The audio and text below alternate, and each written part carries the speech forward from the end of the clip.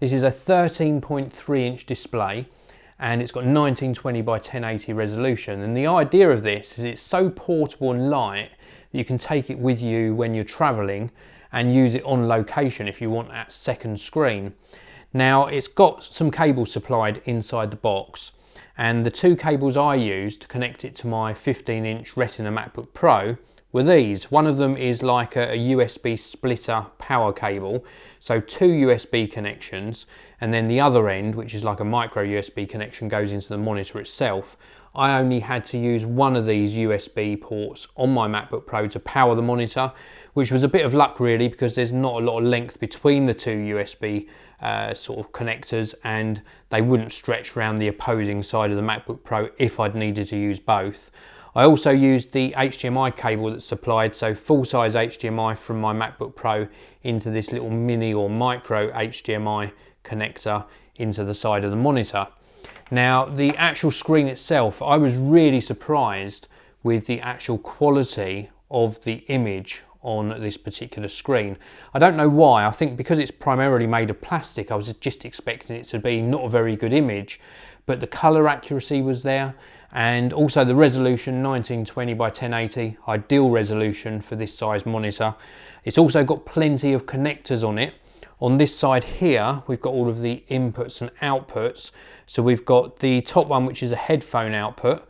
This has also got speakers built in, by the way. We've got a HDMI, DisplayPort, VGA, all in the sort of micro format. And then we've got the DC input to use with that supplied cable, and also micro USB connector as well. And then on the opposing side, we've got all of the controls. So at the top here, we've got a little LED light, which indicates the monitor's getting power. We've got the power on off button, brightness, menu, and arrows to control the various settings.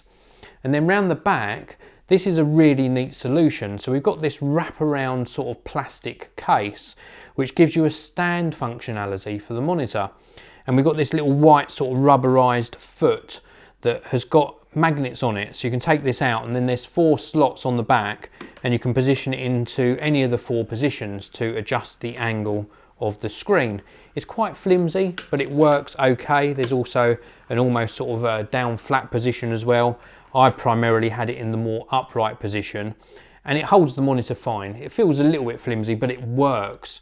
And then this whole sort of plastic surround that has the sort of stand feature on it can be removed. So you can take that out completely and just use the monitor sort of holding it on your lap if you wanted to. I see the real benefit of something like this being if you travel a lot and you do video editing and you want a light second display. I'm used to using 2 displays on my particular setup, and then I can do editing and have the separate screen with other sort of media on at the same time. So that dual screen setup in like a portable format, I think is a really nice display. This is the on-lap portable monitor.